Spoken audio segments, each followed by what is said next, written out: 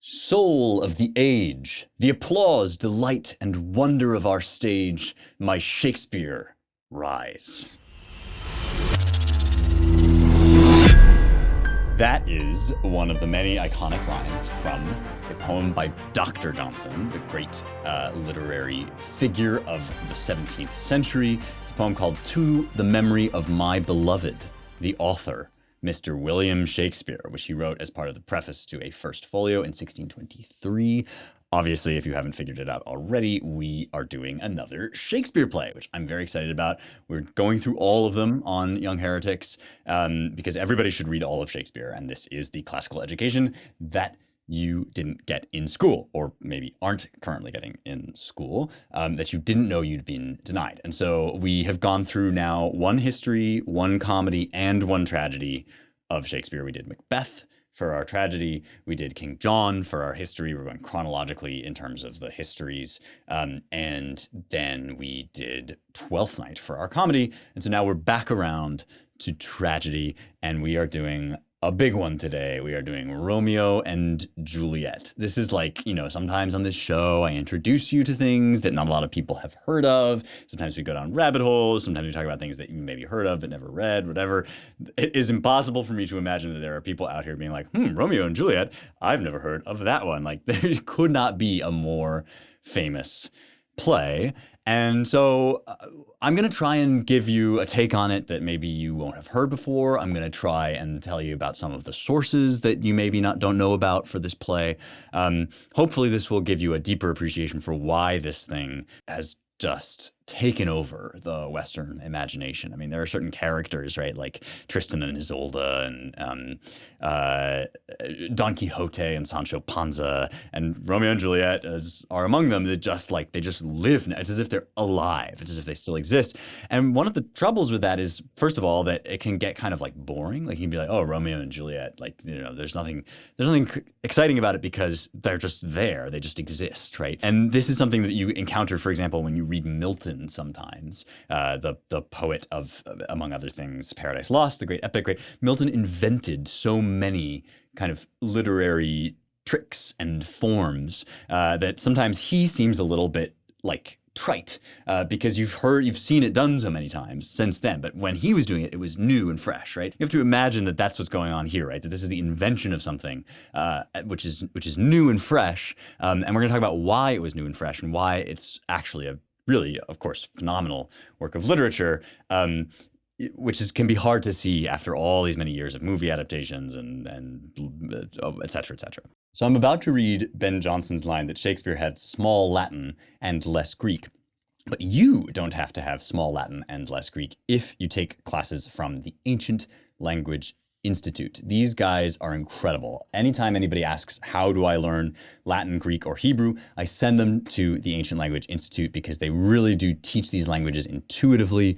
Anybody can pick them up, and they're an amazing way, a kind of key to get deeper into these texts that we love to talk about. Virgil, Aristotle, the New Testament, right? You can learn New Testament Greek, you can learn Biblical Hebrew, and it only takes a few semesters of study to get reading. So go to ancientlanguage.com/heretics, and you can get 15% off with the code Heretics. Now, their fall semester registration is closed, but they still offer one-on-one tutorials with professors at any time, regardless of the semester schedule. I think this is a great way to learn a language, is one-on-one, really helpful.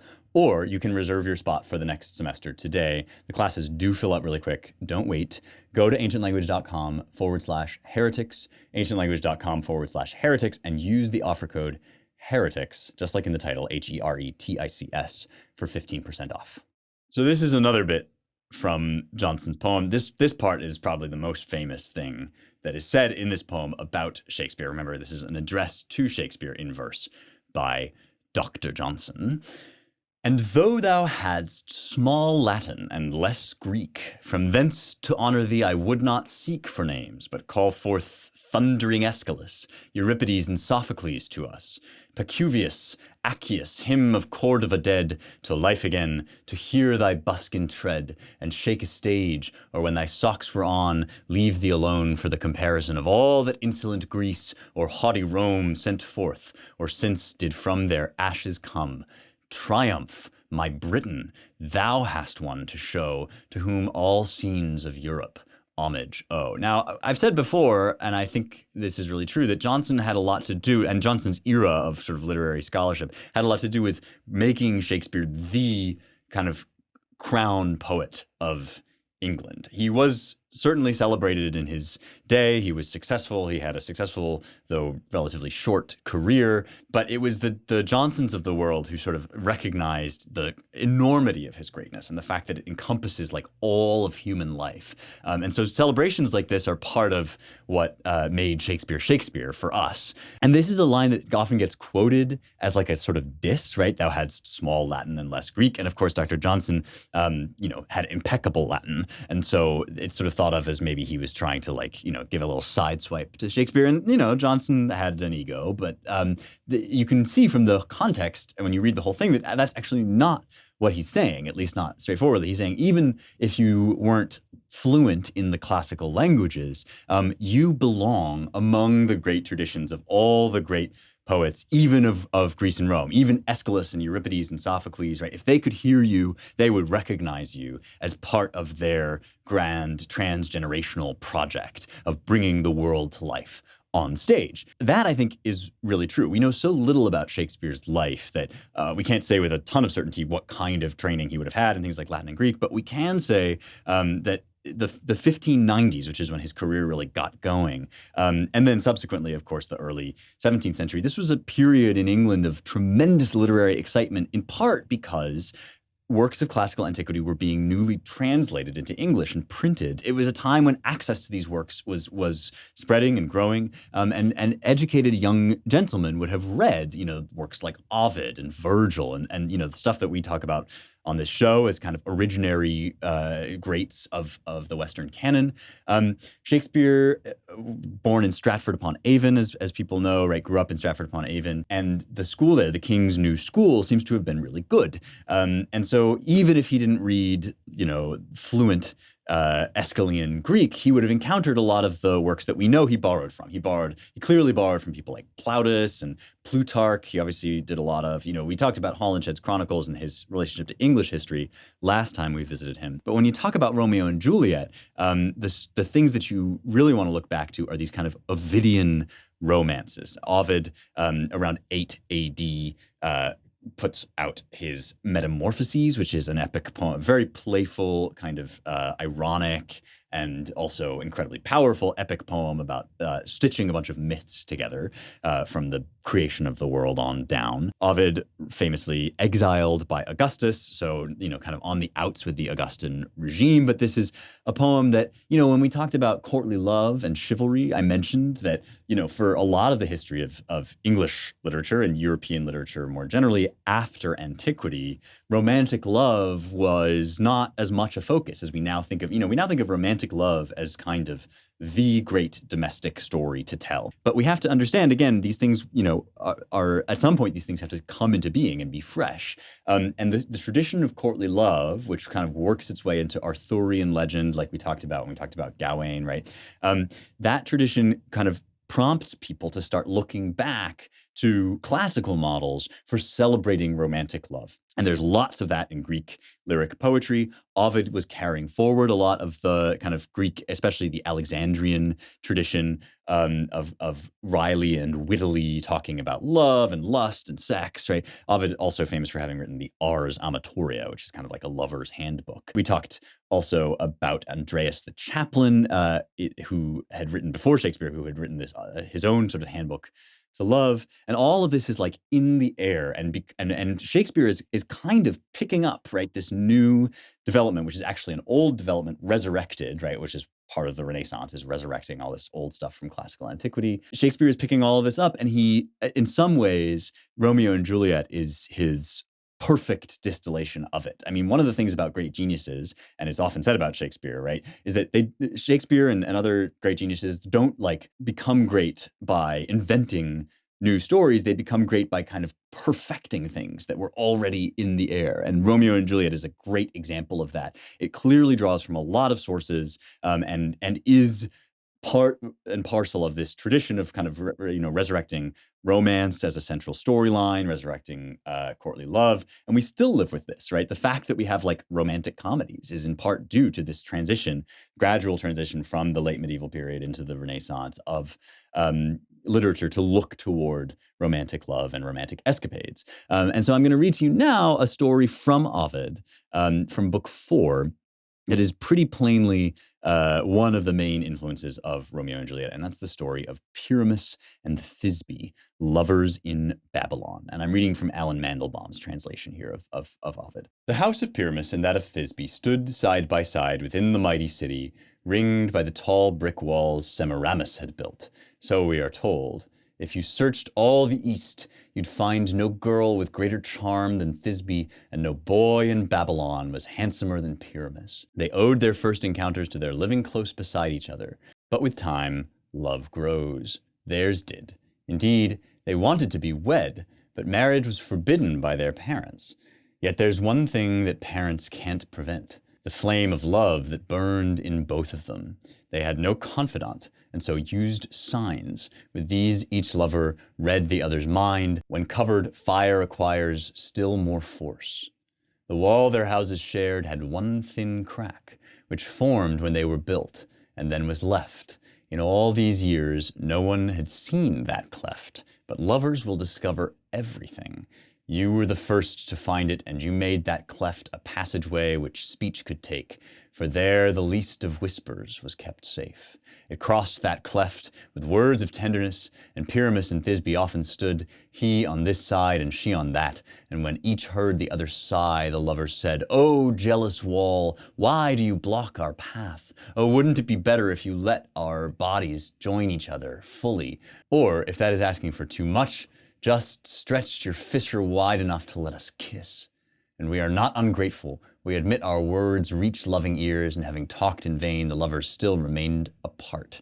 So this is the archetype, really, that we're going to get in Romeo and Juliet, of these star-crossed lovers, forbidden by their parents to be together, but drawn inexorably together. And note, by the way, that in Ovid, the idea of like a soulmate is really not what we're dealing with here. And we're going to see that that's true in Shakespeare too. We have this idea, oh, like only you and I could ever be together. But actually what this is about the power of passion and lust in young people, right? When you fixate on somebody as a young person, your hormones, your desire, your delight, right? All of these things, and the excitement of finding it for the first time, make it seem as if that you will die if you don't have that person. And so in some ways, what this story and what Romeo and Juliet does is it dramatizes that feeling. It does not romanticize that feeling in the sense of saying that like it's the be all and end all of the world. In fact, at many points, Shakespeare and Ovid both show how silly it is when young people fall in love,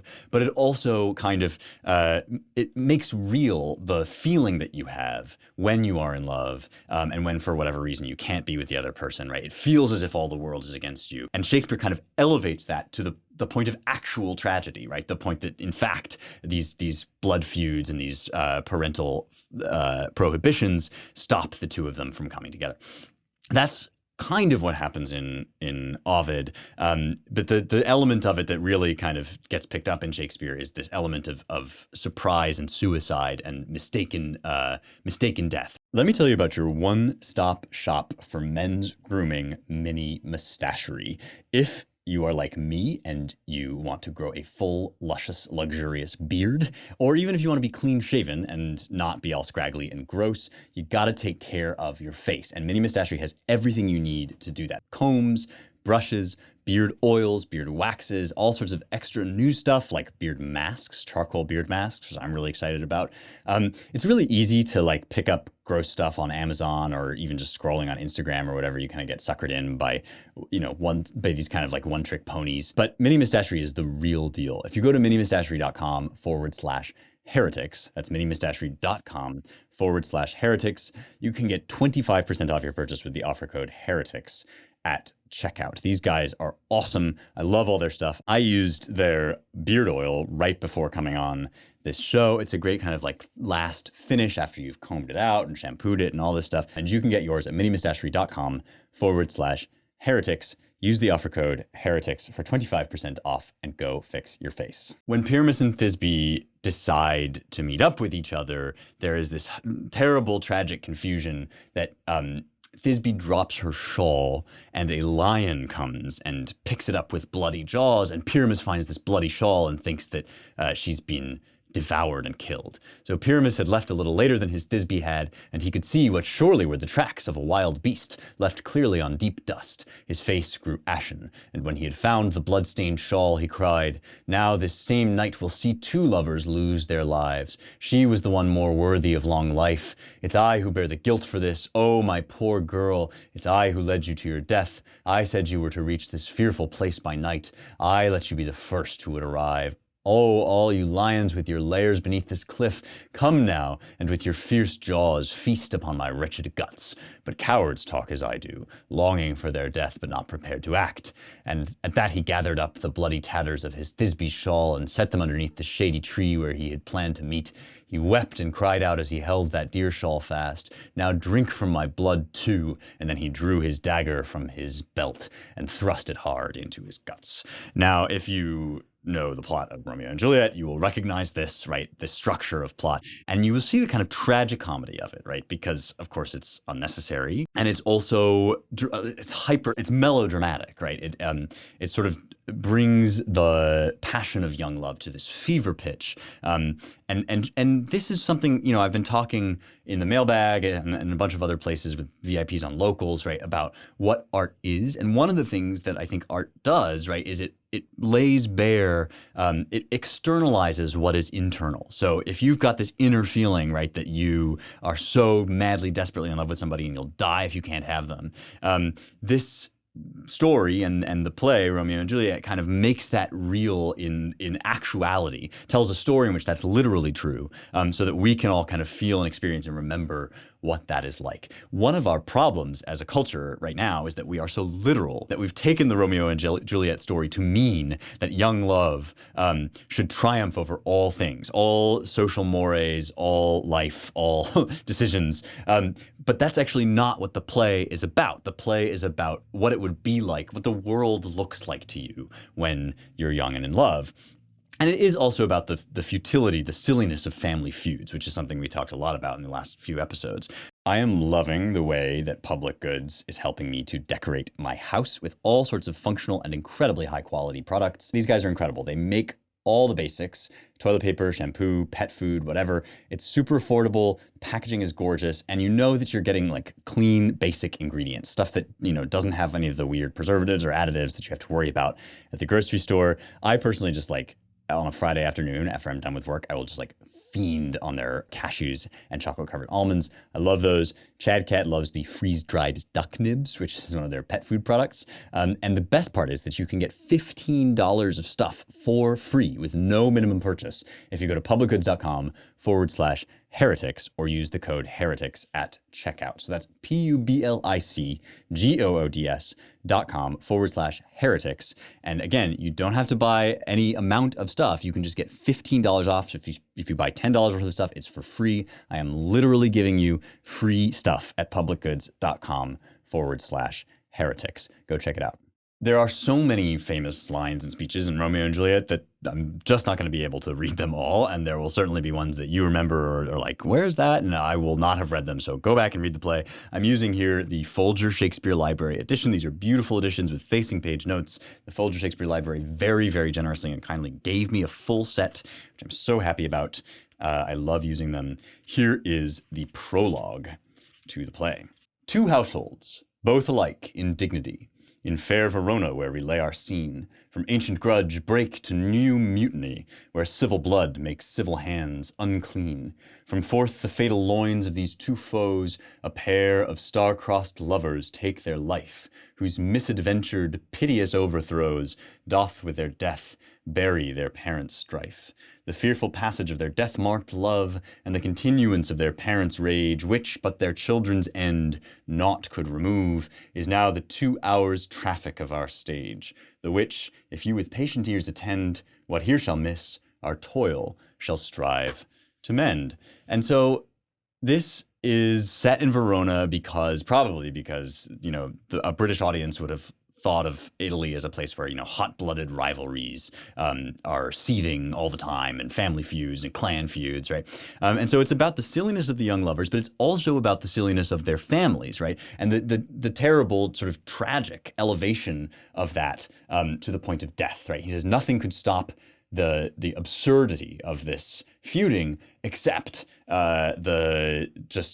it's having driven these young people, these kind of love-addled young people, to the point of death. We, however, in this play have no illusions, again, about soulmates. And the reason we know that is because Romeo, remember that these two families, the Capulets and the Montagues, right? So Juliet is a Capulet, Romeo is a Montague, and with some notable and important exceptions, most of the characters are associated with one or the other of these two families. When we first meet Romeo, he's talking to his bro, Benvolio. And Benvolio is a word that means like goodwill, basically. So this is like the nice guy. This is a good dude, But he's talking to Benvolio, his wingman, and he's in love with somebody else.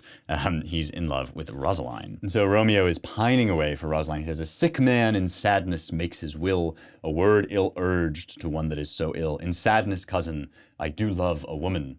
Benvolio says, I aimed so near when I supposed you loved. Romeo, a right good markman, and she's fair I love. Benvolio, a right fair mark, fair cuz is soonest hit. So classic, right, comedic Shakespearean wordplay. This is one of those plays that kind of bounces back and forth between comedic and tragic scenes, and mixes those two things in a way that we've already been talking about, right? This kind of melodrama, tragicomedy, whatever you want to call it. A right fair mark, cuz is soonest hit.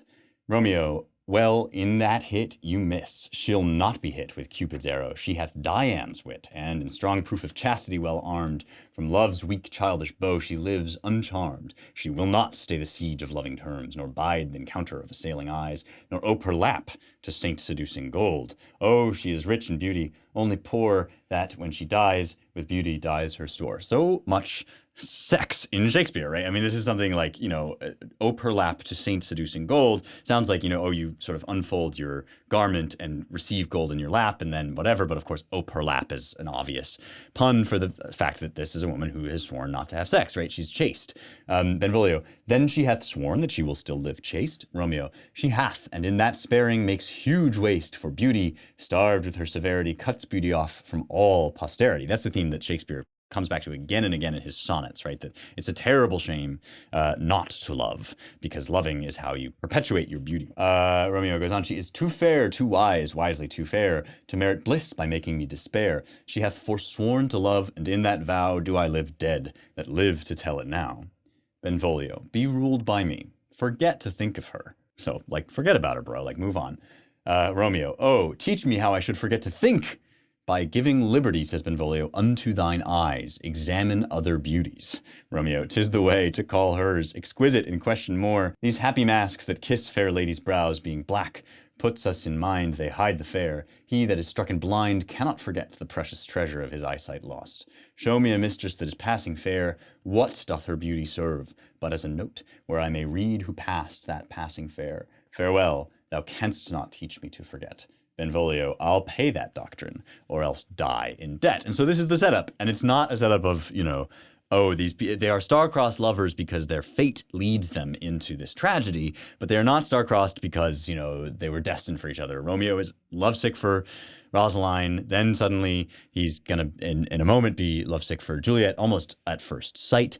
These are young people. Juliet is 13, Romeo is probably around 16 or 17, and they are presided over by people who see the silliness of them, of what they are, but want them to succeed, right? That want the best for them. And there's a sense in which the younger generation tends to be a little bit more jaundiced about the feud of the parents, but there are others who aren't. So Tybalt, for example, is a Capulet who's deeply committed to the feud, right? Whereas Romeo, right, falls in love immediately. He goes to a masked ball that the Capulets are throwing. He sees Juliet, falls deeply, enormously in love with her, and the play is off, right? That's the whole sort of premise of everything. The one other character that we need to mention is Mercutio. Mercutio, named something having to do clearly with Mercury or mercurial. To be mercurial is to have a kind of wit and a lightness to you. And Mercutio is really the best character in the play. He has this wonderful wry sense of humor. He's not a Montague or a Capulet, but and therefore he stands outside of it and sees the absurdity of it all. So this is one of his most famous speeches. It's at the very beginning of the play in Act 1, Scene 4. It's right before they're about to go into the masked ball where Romeo will fall in love. He's had an ominous dream.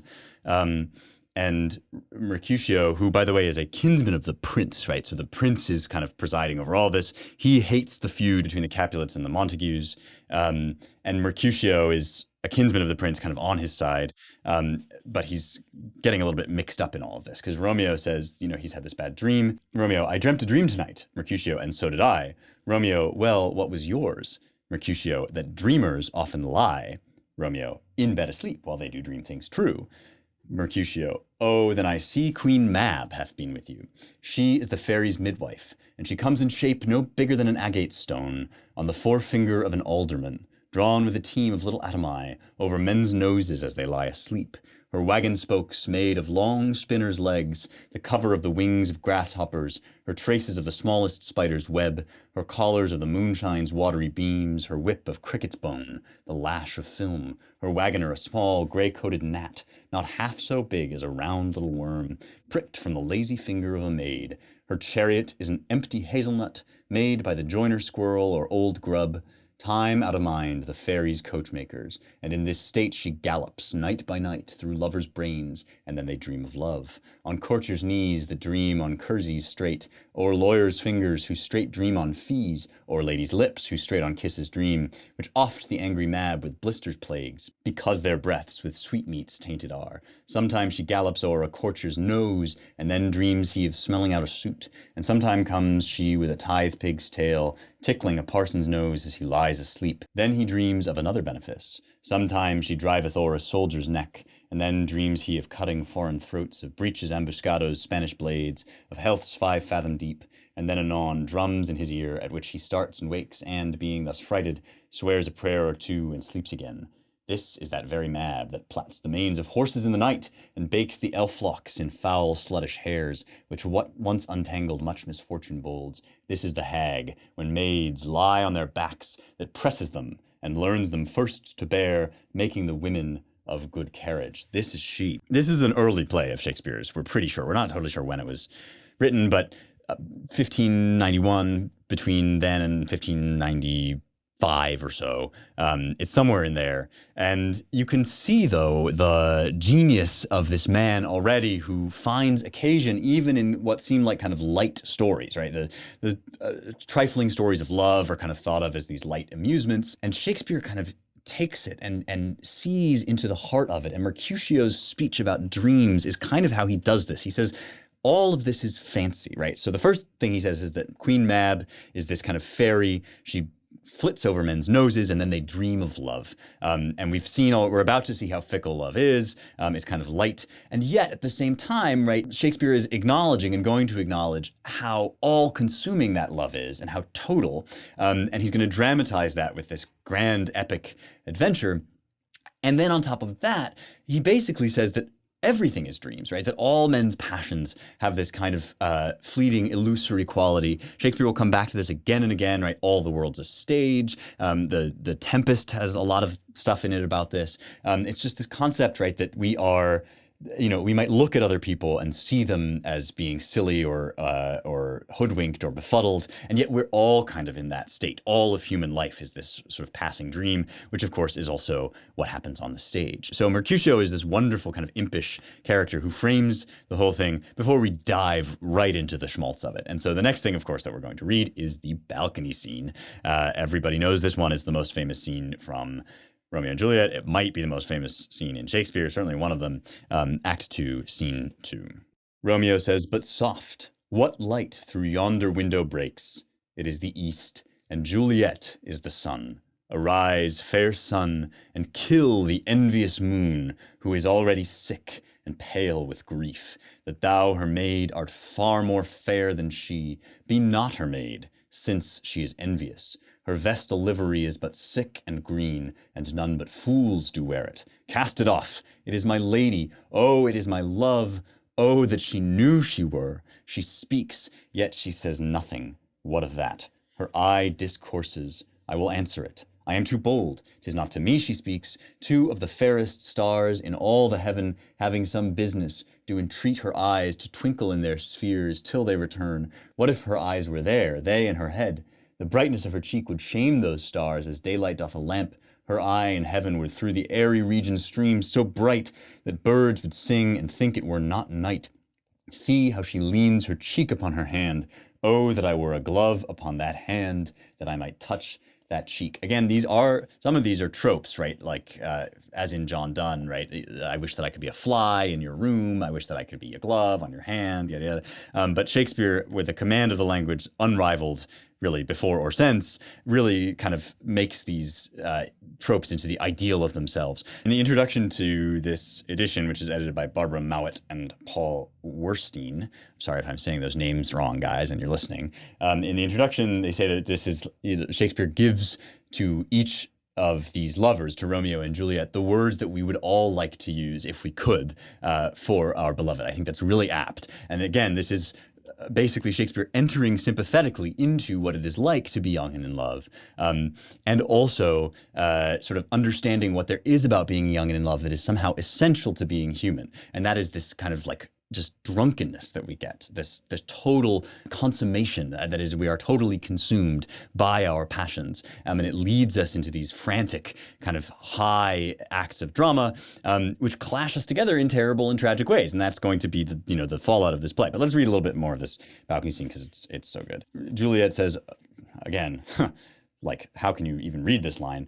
O Romeo, Romeo, wherefore art thou Romeo? Deny thy father and refuse thy name, or if thou wilt not, be but sworn my love, and I'll no longer be a Capulet. So this is a true fact, I think, about young love. That is one of the reasons why we do honor it and value it, is that it tosses off some of the needless strictures of the past. And there are bad versions of that, right? Like when people basically just completely dishonor and disrespect their parents who have, their best interests at heart.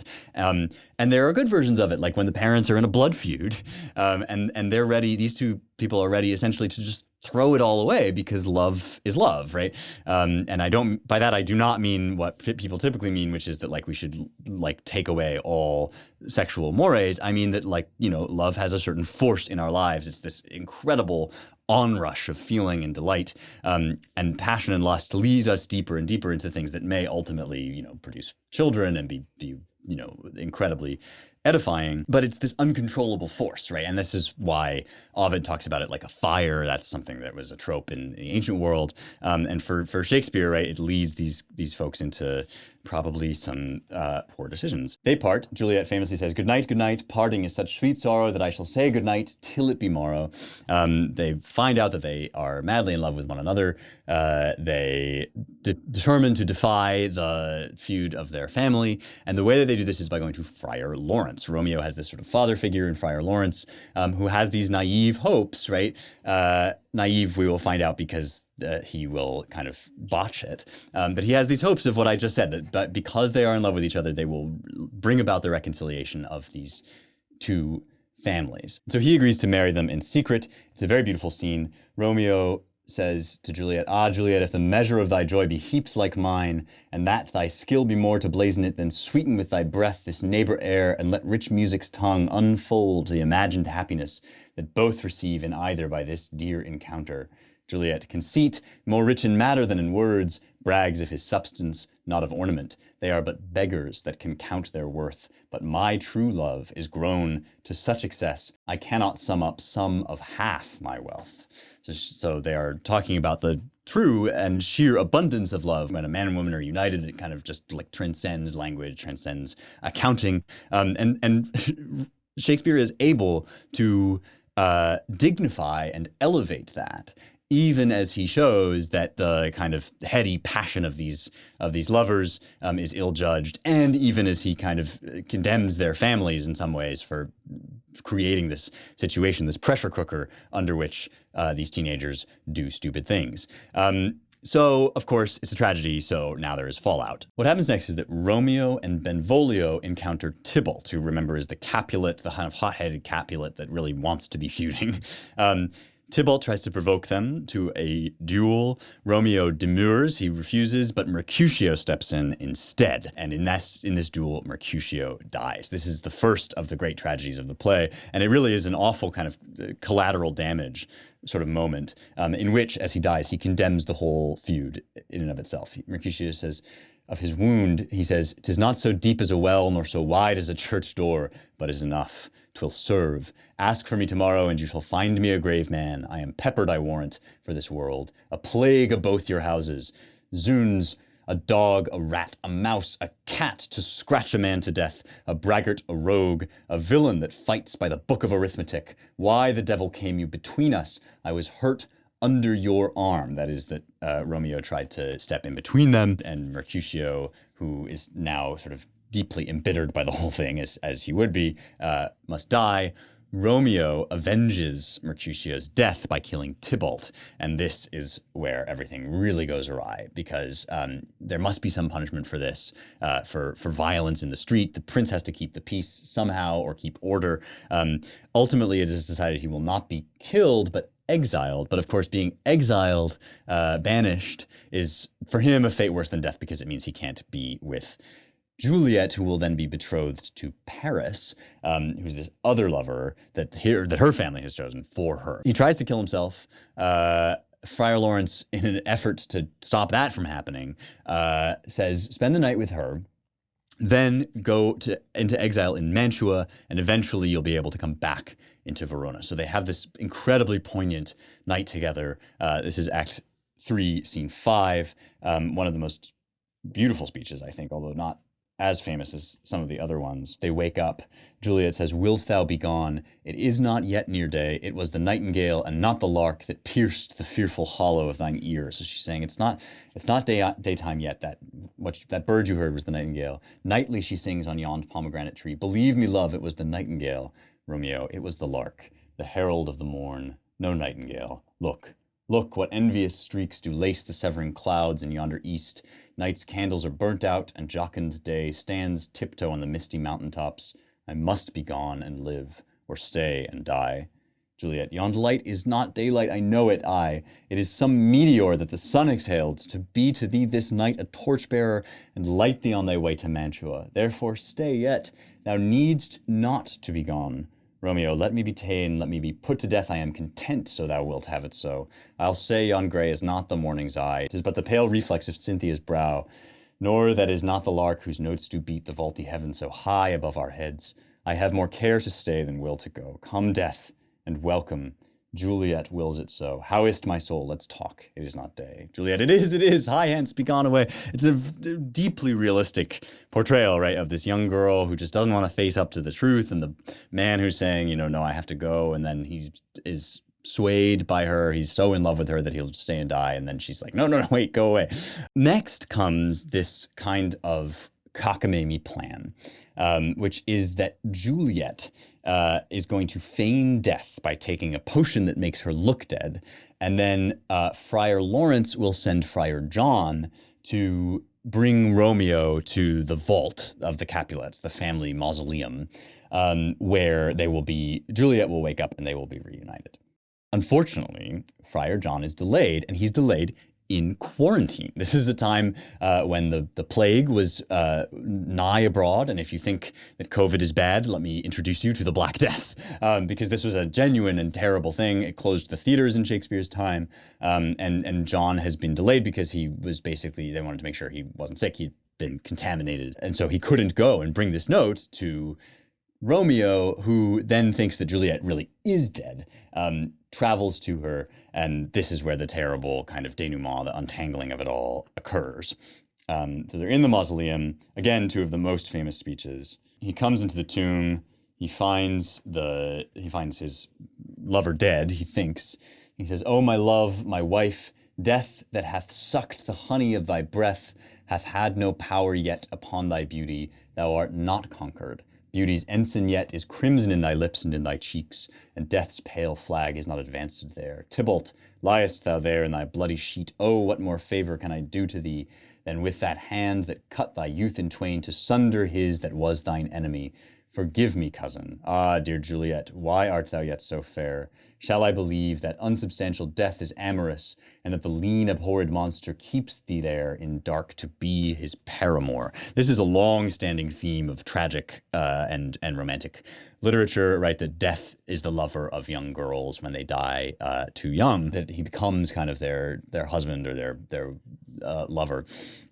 So the body count of this play is piling up, and it's masterful the way it kind of subtly shifts, right, from this kind of comedy. It's basically a comedy that goes terribly wrong, right? Many of Shakespeare's comedies are about these mistaken identities, these, lovers who fall madly in love and are kind of ridiculous in their love, but we also root for them, right? All of those themes are here, but in this case, right, he makes it serious by kind of elevating the stakes of it all, and the stakes are as they would be if young lovers had a realistic vision of the world, and they really were being kept apart by their parents for foolish reasons. That's what happens. Romeo kills himself.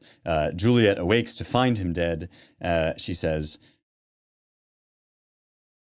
"What's here? A cup closed in my true love's hand. Poison I see hath been his timeless end. O churl, drunk all, and left no friendly drop to help me after. I will kiss thy lips. Haply some poison yet doth hang on them, to make me die with the restorative. Thy lips are warm." She's kissed him, right? "Then I'll be brief. Oh, happy dagger, this is thy sheath, their rust, and let me die." So of course, part of it is just that Shakespeare is this kind of divine genius of the language. And they used to call Homer divine, and Shakespeare has been called divine as well. And you can see why, because it's almost like he's just this oracle of the perfection of the English language. It takes all of this stuff which has existed, the Pyramus and Thisbe stuff, the doomed lover stuff, the tradition of tragedy on the Elizabethan stage, the tradition of Greek tragedy, and all of it just kind of channels it into this perfect distillation of young love, family feuds, mistaken identity, and terrible tragedy. And that is why this has become the kind of central version of this trope in our culture, right? Which it's been redone a million times. There's the Zeffirelli movie. There's Romeo plus Juliet, which is the Leo DiCaprio one. There's West Side Story. I mean, you could go on and on, all the different ways that we've retold this story, because really what we're doing is we're taking the gift that Shakespeare gave us, which was to perfect this art form of young lovers, young forbidden love, right? And to make it into the highest and most elevated form of itself. And so we end with this famous line about a glooming peace, that the prince sort of says, "All right, well, I hope you've learned your lesson, that if you refuse to lay down your arms, you drive your children to these desperate measures." The prince says, "A glooming peace this morning with it brings. The sun for sorrow will not show his head. Go hence to have more talk of these sad things. Some shall be pardoned and some punished, for never was a story of more woe than this of Juliet and her Romeo." Shakespeare was also a master of kind of like self-hype. Go hence to have more talk of these sad things. He's saying, go home from the theater and talk it over, right? Talk about who was right, who was wrong. And so there are some interesting, right, moral quandaries presented by this play, right? Was Juliet right? Was it the only option that she had? What could they have done instead, right? And does young love really heal us, or does it just drive us to insanity? And Shakespeare kind of presents the very human way in which all of these things can go terribly awry in our broken world, and lead to basically a casualty of this family feud. You can also therefore see now why I talked about this after doing the Oresteia, because in some ways the themes of that trilogy and the themes that we talked about as we talked about that trilogy are picked up again here, right? To kind of like lay the grievances and the sins of parents onto children is something that basically drives people insane, right? And it makes it impossible for them to live the lives that in some ways we're built to live. We're built to fall in love. We're built to make new families, to heal old rifts. And the fact that the feud gets in the way of that instead of ceding to it, as Friar Lawrence hopes that it would, is what makes this a tragedy. Hope that has illuminated Romeo and Juliet for you a little more, shown you why it's not just like, a sort of catchphrase that people say sometimes or a set of stock figures, but an actual great work of literature. Let's do the mailbag. You guys, we've built up such an incredible community and set of relationships here with this show. And what I do not want is for some like big tech creep to just zap that out of existence. It's happening all the time to conservatives all over the place on podcast platforms and social media and all the typical ways that we usually reach out to get in touch. So I am building an email list where I can keep in touch with you directly and nobody else owns it. Go to youngheretics.com and do me a favor, drop your email so that I can always get in touch with you. I'm going to start sending out updates and you'll be the first person to learn about new stuff, new offers, new content that's coming out. It's a really good way to make sure that our relationship is secure and outside of the reach of big tech. Go to youngheretics.com, drop your email, and we'll be in touch. Mailbag questions come to me on Locals, which is a community for engaging more deeply with this show and with themes of the great works of the West. VIPs on Locals get all sorts of extra stuff, plus it's a great way to support the show. You can go to youngheretics.com/locals to become a VIP. One of the things you get to do once you do that is be in the mailbag. So here's a mailbag question from Brianna. We've been tracking kind of these questions about what is art, what is good art. Here's Brianna's mailbag question. After revisiting the Maltese Falcon episode and Spencer's discussion on not preemptively dismissing modern art, I'd love more advice about how to go about evaluating modern literature to better discern which ones are worth my time and energy. Part of the reason I stick with the classics, besides a genuine love for them, is because it seems like anytime I pick up a more recent book that seems promising, it turns out to be mediocre at best and garbage at worst. I'd like to branch out, but trying to sift the wheat from the chaff sounds kind of exhausting.